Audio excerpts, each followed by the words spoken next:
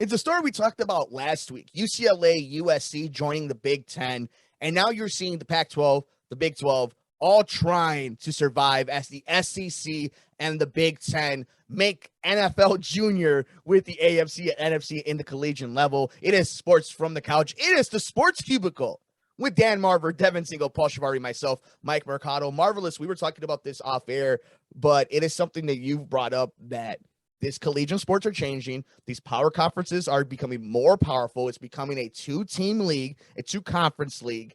And you were mentioning to me the West Coast and the South better figure it out because the SEC and Midwest are taking over the sport.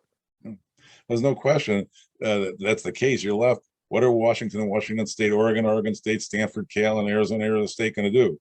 Logically, maybe they want to get an alliance with the Big 12 because you're going to have a logical thing going on here.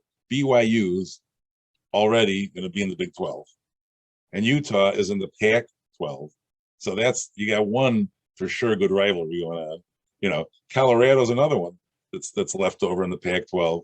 So you could, slide them in there and have Kansas State, Iowa State, in that group. And then you have the Texas schools with West Virginia, Cincinnati, who are already Houston, TCU, et cetera, Baylor, Oklahoma State. It's a logical thing to me to have to make it the Big 12 times two and make 3 8-team divisions. And then they could have, 3 winners and a wild card or something like that. Something cool for to make it interesting, because I don't see how they survive otherwise as individual conferences, because like I say, the Big 12 is already committed to replacing Oklahoma and Texas with BYU, UCF, that's Cincinnati and Houston. So now you already have a conference going from Orlando, Florida to Provo, Utah. It's crazy.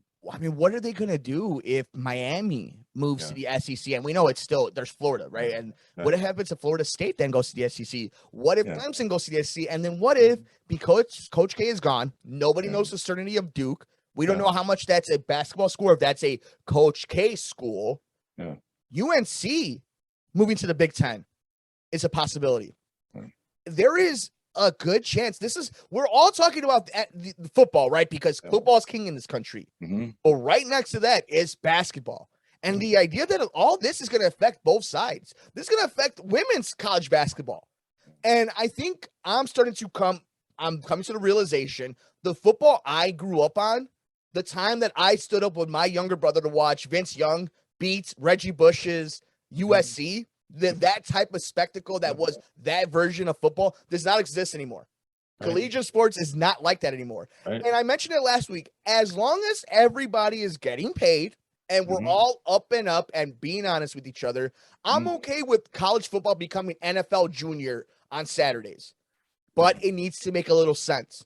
And there should be some legacy. There should be some tradition, because it's built in it. It's built in the fan bases. Be creative. Have some fun and build new rivalries. But I also don't want to see Notre Dame in the SEC. Go to the Big Ten. Yeah, I agree. They should be in the Big Ten. But look at this way. And the Big Ten went from the traditional 10, adding Penn State and Nebraska was due to they were good teams at the time. Then after that, they went to the New York market and the Washington market. I don't think the market for Chapel Hill, North Carolina is that impressive. So I don't know if that's going to be their play. I mean, what big city is left? I mean, they could go with they're going to get Colorado if they take that, but Boulder, I don't know. There's not many. Denver, there's nothing really there. So I mean, I'm looking at some other cities that are major. So what else are they going to do? I think they got like you say, Miami would be a major market. So or Atlanta. So there's still a few that they could tap into in the SEC zone. But clearly, it's again, it's about TV. It's about football.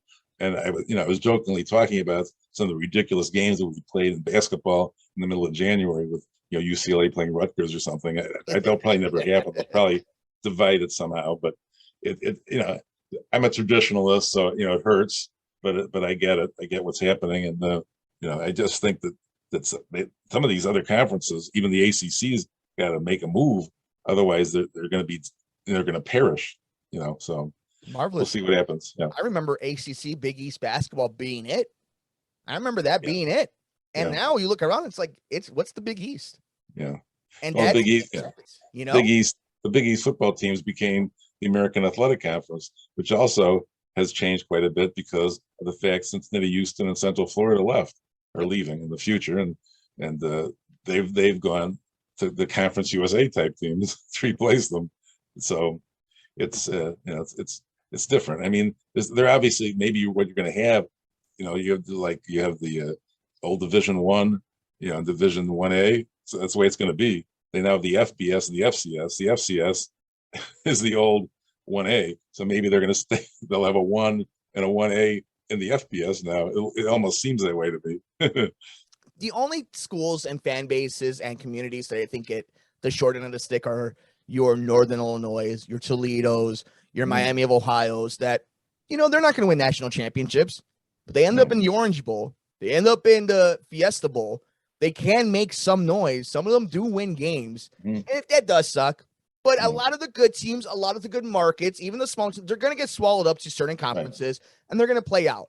I don't think Northern needs to worry about anything. Northern is a big enough institute and has enough recognition. They'll find a way. Their conference will find a way. Same thing with Toledo, Miami of Ohio, these type of schools. But there are schools that aren't going to make UAB. Who's going to bring up the Dragons? Who's going to, when you have Alabama and Auburn already, So there's plenty of conversation, but I'm glad we were able to talk about this one, Marvelous, because we're going to talk about it throughout the entire football season, throughout the entire basketball season, when the men and women are playing for the college national championship. We love college sports here. We just want the best for the communities, the students, the athletes. We want a good product. So I think it's really important to keep an eye on the TV deals now, because that's where it's all about. And we want to make sure the athletes get paid properly for the NILs.